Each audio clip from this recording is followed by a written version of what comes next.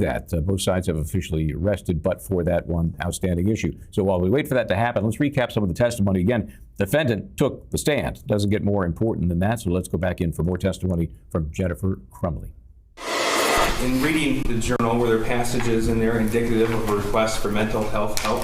Yes. Can you read what's been identified here as page 6 of that journal? Yes, the shooter writes, "I have zero help," as you can see on the whole. Now, you don't deny that your son wrote in his journal that he asked his parents for help. You don't deny that evidence that was admitted? No, I don't. Okay. And you don't deny that he wrote in his journal that he now had access to the 6-hour 9mm handgun? I do not deny that. And you don't deny that the 6-hour 9mm handgun was in fact a murder weapon? I don't deny that. And you also don't deny that that gun was gifted by you and your husband to your son on November the 26th? Describe gifted. How about when you posted on Instagram his new Christmas gift? Correct. And I explained yesterday that it was for him to use at the shooting range. We didn't just hand him a gun as a here you go, son. It was something he could use when we went to the range as a family together. You don't deny that in April of 2021, you described your son as being depressed?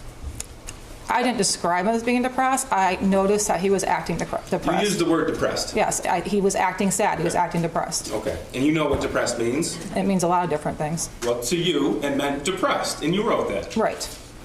You don't deny in April of 2021, the evidence shows, that your son told his only friend that he had asked you for help?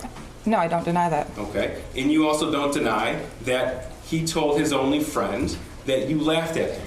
I do not deny that. Now, yesterday you told us that you took those messages in the spring of 2021, which, by the way, is at the same time you started your affair with Mr. Malash? Around that time. Okay. So in the spring of 2021, when you sent those messages, or when you received those messages, you indicated it was messing around. It was. It was messing around. In your mind, messing around. That's what your testimony was. Yes. Okay. Even when he said, "Can you please text me back?" I didn't see his text message, so I didn't text him back. Even when your phone logs show missed calls? Can you ask that again? Even when your phone logs show missed calls from your son in that time period? No. So as you see, the prosecution there in Cross focusing on that much more important time period, I would think, for this jury's sake, that happened on or about the time of the shooting. What was going on then? What was the interaction? What did you learn? What did you not learn? What did you react to? What did you ignore? And so, as we've talked about before, the jury is key in this case because they're going to bring all kinds of stuff to that jury box. Katherine Lizardo is here. Philip Hamilton. Katherine, let me ask you this. Pop quiz for you, first of all. How many people in Michigan are gun owners? Give me a percentage. 60%. Did you say 1-5? 60%.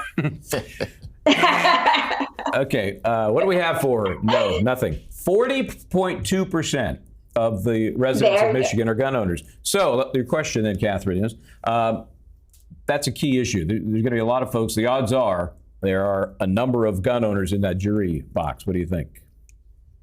Yes, that is a big issue here, not just for Michigan, but nationwide as well.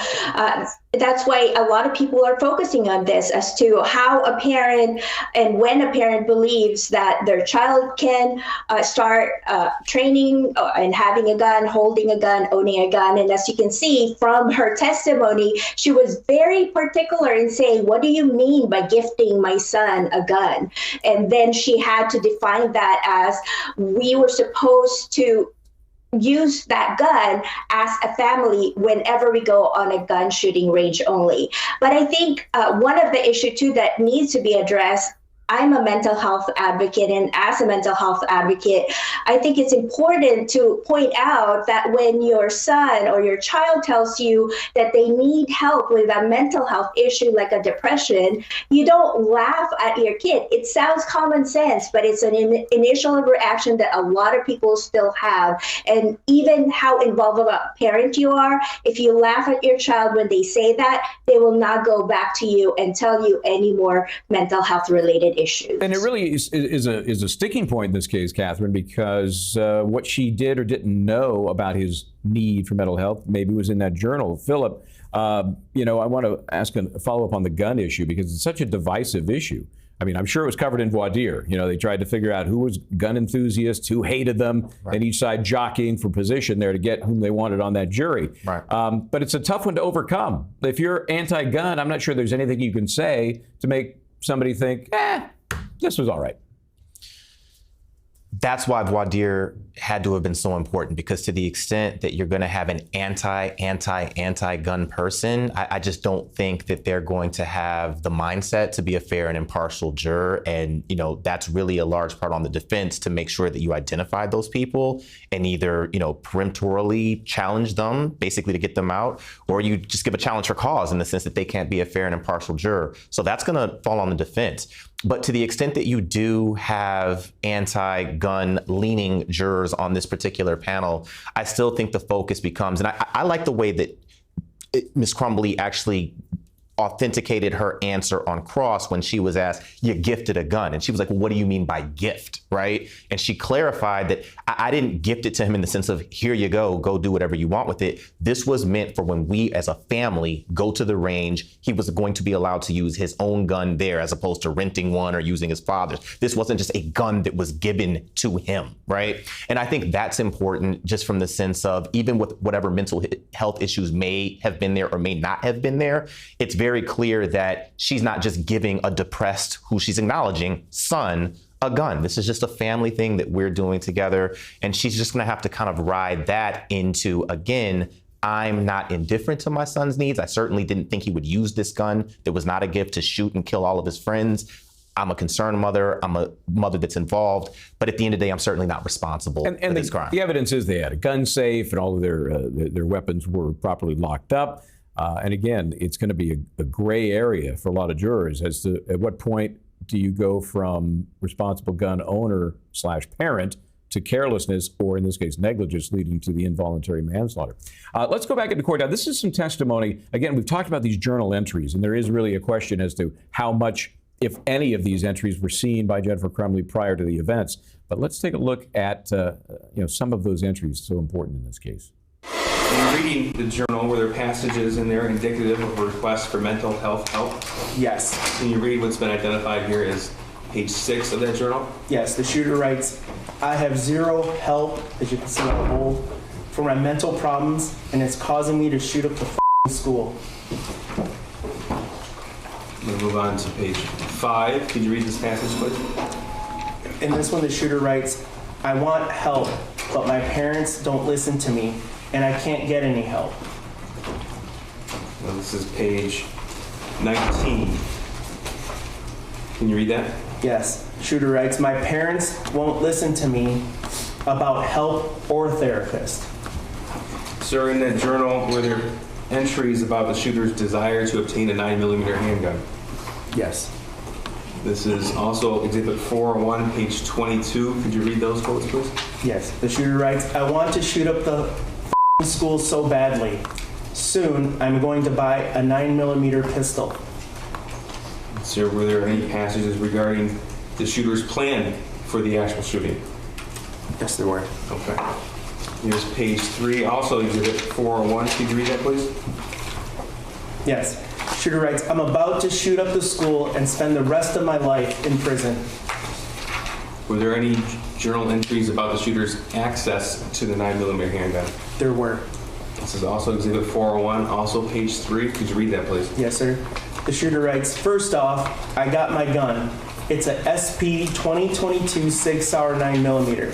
Second, the shooting is tomorrow. I have access to the gun and the ammo. I am fully committed to this now. So yeah, I'm going to prison for life, and many people have about 1 day left to live.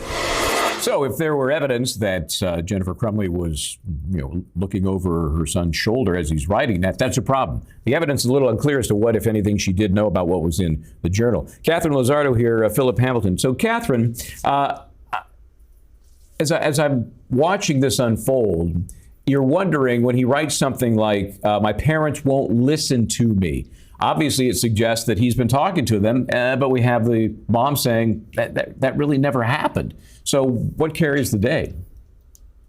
Well, it's all about credibility right now that the jury has to weigh. Also, when Ethan was writing that in his journal, we have to think that he was writing it contemporaneously. And we usually rely more on evidence as to when a particular evidence or fact happened. And here he's writing it in his journal in different days at the time, unless he was planning to set up his parents at some point for the shooting, which I highly doubt. He was writing what he had in mind. And if he said in his journal, not just once, but multiple times that he was asking for help, the word help comes up so many times, almost at each journal entry.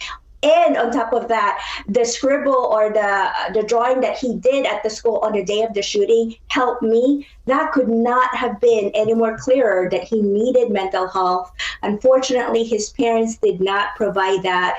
And we now know why, because his mom laughed at her. So we really need to take that seriously, whether it's your child, your friend, or anyone you know tells you they're depressed, don't laugh. Take it seriously, please. And anybody who's a parent that has teenagers, and this is a warning if you have teenagers coming up, quite often, a conversation might be, Philip, hey, how's it going today? Fine. Fine. It's never fine. You're a teenager. It's not fine. There's a lot of weird things happening in your life, physically, emotionally. And so how far you drill down past that fine is the onus on the parent. So somebody's watching this and they're suggesting this lady's just turning a blind eye to what should have been much more obvious, that they're going to find against her. They will. And I think it's going to be incumbent upon the defense to really talk to the jury about, look, Michael, you're a parent. I'm a parent. We've been in those situations where we're trying to, drag out of our kids. How was school? What did you do today? Nothing, fine. Like, we've been there. And I think we have to be comfortable as a society, at least if I'm the defense, with putting this extra duty upon parents to say, well, it's not enough just to accept fine or that I'm okay. You now got to go into their room and go through every page of their journal. You got to dig under their bed. You got to pull out their drawers. You got to go through their closet, right? Like, at a certain point, I'm not going to know everything that's going on with my son at that contemporaneous moment. I'm not going to know everything that's going on with my daughter at that contemporaneous moment. Whereas though he may have needed help and they were neglectful in terms of getting him the professional help that he needed for the therapeutic related issues, does that then translate to the fact that you didn't get him that help, that now when he went to go kill someone, you're responsible? I don't know. That's a really tough one, especially for a parent. And if the defense wants any opportunity to try to get Ms. Crumbley out of this situation with an acquittal, they're going to have to hamper upon that. Yeah, no doubt about it. Thanks for that tip about reading your kids' journals. Too late for me, Philip. I forgot to do that. Okay, we're going to take a break. Again, we're waiting for the court to reconvene in Michigan, where we will learn, A, whether the prosecution has a rebuttal and whether or not we're going to get to closings in this case. We'll be right back.